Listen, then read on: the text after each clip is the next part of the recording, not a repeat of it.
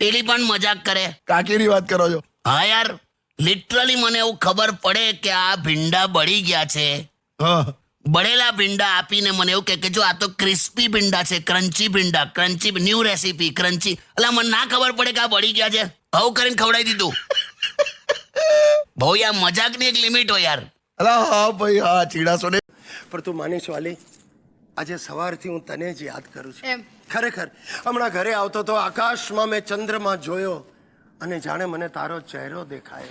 આજે અમાસ છે. એવું છે? ચલો અમારી અને વાઈફ જીદ કરે તો પૂરી કરવી જ પડે. હા બિલકુલ. એમ? તો એ કરાઈ જ લેશે પૂરી એમ. અચ્છા. સામ દામ દંડ ભેદ એ બધું કરે, આંસુ કાઢે, રૂઠી જાય, પછી ગમે તે કરે પણ જીદ પૂરી કરવી પડે એમ. પછી તમારે એને મનાવવી પડે. એવું બધું? એવું આપણે રૂઠીને બેસી જઈએ એક બાજુ તો ઉલટાનો ટોન્ટ આવે, હું અમને મળી ગઈ હશે બીજી કોઈ. અને વાઈફ જીદ કરે તો પૂરી કરવી જ પડે. હા બિલકુલ. એમ?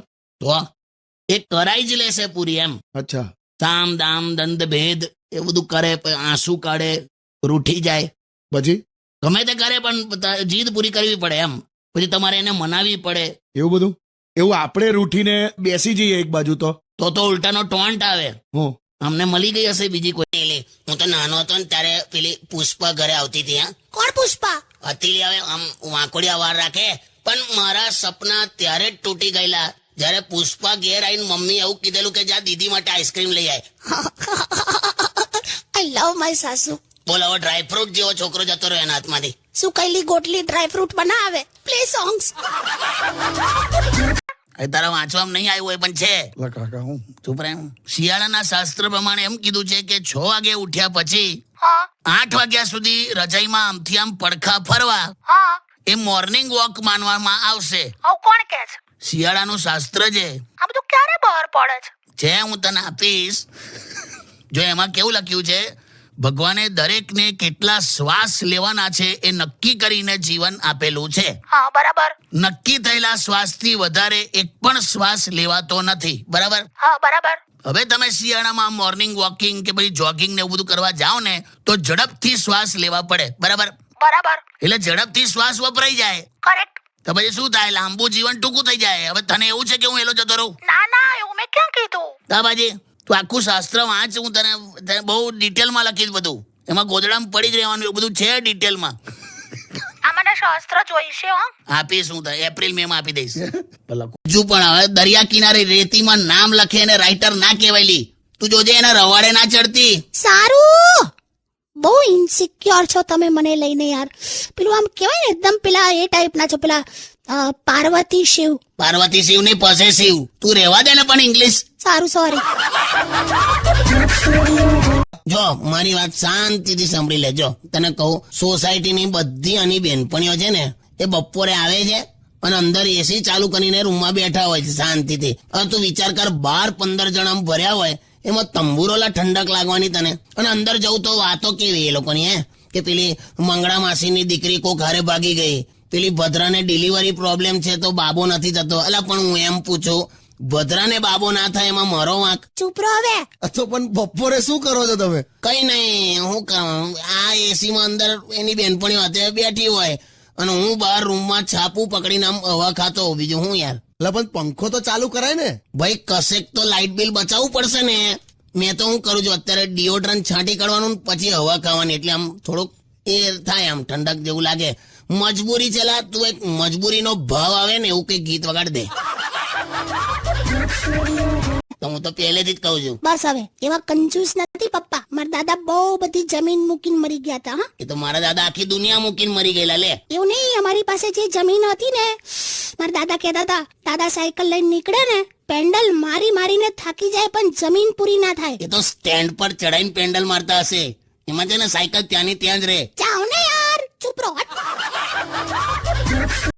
સાંભળો, હું કડવા ચોથના દિવસે છે ને કશું ખાવાની નથી. પણ તે આવું મગજ ખાવાથી પણ વ્રત તૂટી જાય. હા કે જાઓ ને. વ્રત મને તો આ વ્રત જ નહીં ગમતું. હું થયું લા પાછું તમને?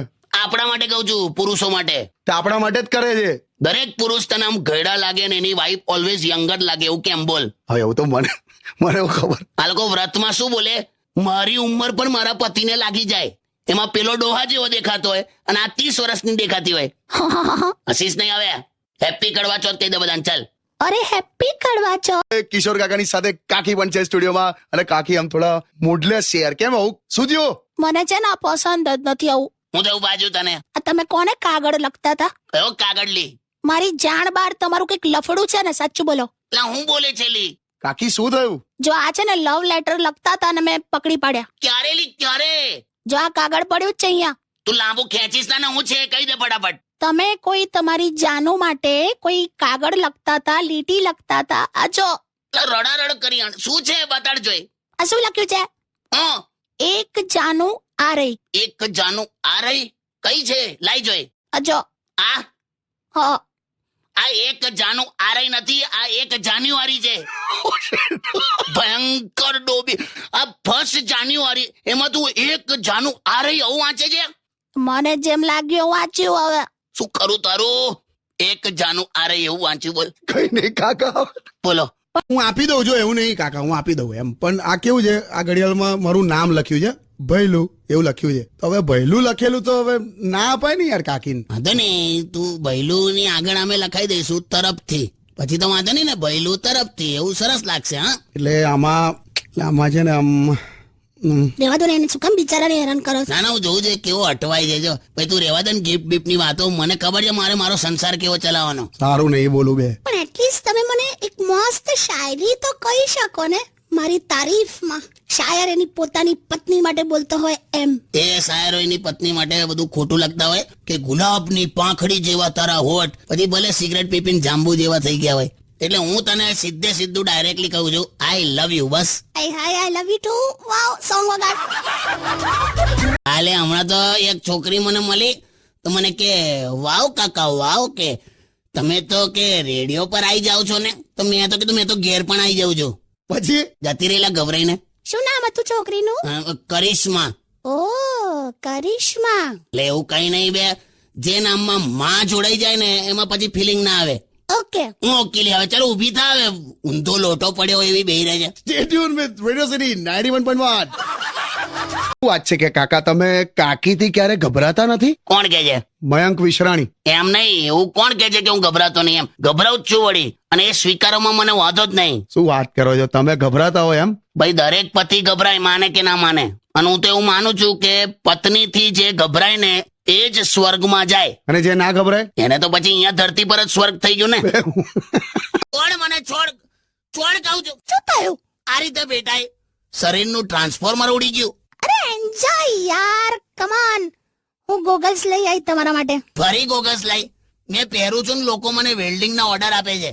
અને આ કેમ તારું આવું કથ્થઈ માથું છે? અરે બરગંડી કલર છે. કઈ ગંડી? બરગંડી કલર માથા પર આમ કરાવો ને તો આમ મસ્ત બ્રાઉની શેડ પડે. સાચે એ જ છે? હા વળી. કોક લોખંડની જાળીએ નથી ભટકાઈ ને? અરે ના, કાટ નથી લાગ્યો. હવે તમે જવા દો ને. તમે કઈક સરખું પહેરીને ફરો. કેવા ફરો છો? ખબર છે લી, હવે મારે છે ને તૈયાર થઈને થોડું વ્યવસ્થિત ફરવું પડશે. 2 જણે મને જોઈને મારી પાસે ગટર ખોલાવડાઈ. અરે રે, પણ પછી કેવું સળિયો નાખીને ચોખ્ખું કર્યું? માં શું છે, કેટલા વખતથી હું ડાયટિંગ પર હતી ને. એટલે મગજ ખાવાનું કીધું? સાંભળો તો ખરા. હા ડાયટિંગ પર હતી ને તો કશું ખાતી નથી હું. હા તો એમણે એવું કીધું કે હવે જો એ શરૂઆત કરો ને તમે, હા તો તમે મગજ ખાઓ એમ. બે મગજ ખાવ એટલે મગ લઈ કઠોળ. શું?